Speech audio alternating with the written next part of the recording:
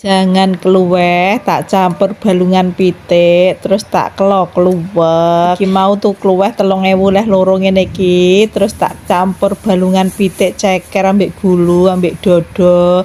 Nah, pertama iki digodhog sik, ceker karo balungane sing wis dibaresi, aja lali kek uyah. Ditutup, bar ngono ditinggal ngoceki kluweh. Jaman cilikanku mbiyen biasane mbokku kelan ngene iki nek ana sambatan apa ngono dikelakno ngene, kadang isine kluweh, kadang tewel, kadang ares gedang, mesti diklok kluwek ngene iki karo dibelehno pitik dadi luwih seger. Lanjut ning kluweh sing bar dioceki terus dimbah resik, baru ngono dicemplungno ning godhogane balungan karo nan ceker mang, dijano sampai medhut, tinggal ngulek bumbune. Bawang, brambang, lombok, kemiri, kencur, kunir, jahe, ketumbar karo jinten iki diulek sampai lembut, terus dilebokno godhogan kluweke. Dadi kluweke iki mang tak godhog sik ya yu, tujuane ben aroma kluweke lebih keluar, harum wangi ngono lho yu. Nah, terus diulekne sampai lembut, sampai rotok, keluar ambek bumbune mang. Terus nek bumbune wis halus, lanjut digongso ning minyak saithik wae sing wis dipanasno sampai panas. Nah, bar ngono terus lebokno godhong salam, godhong jeruk mbek geprekan laos, tambahi uyah, kaldu bubuk ambek gula, terus dioseng-oseng neh sedelok ya sampai wangi, sampai mateng lah bumbune. Bar ngono lebokno godhogan kluweh karo balungane mang, diudek-udek sedelok ben gak gosong. Nah, iki terus tak imbahi kaldu godhogane ceket mang lho yu, sebelum ana kluweh masuk tak cukup sik saithik. Terus tambahi irisan godhong brambang, ditambahi santenane sacukupe wae. Nah, iki diudek-udek, dimasak sampai mateng, sampai umop, aja lali dicipi. Nek wis umop ngene iki diben sampai rada tuwek ya yu, pokoke sampai tanek ben gak cepet mambu. Soal iki nek isek sesuk diwadhangno tambah enak iki yu. Nah, iki wis beres, jangan kluwekku.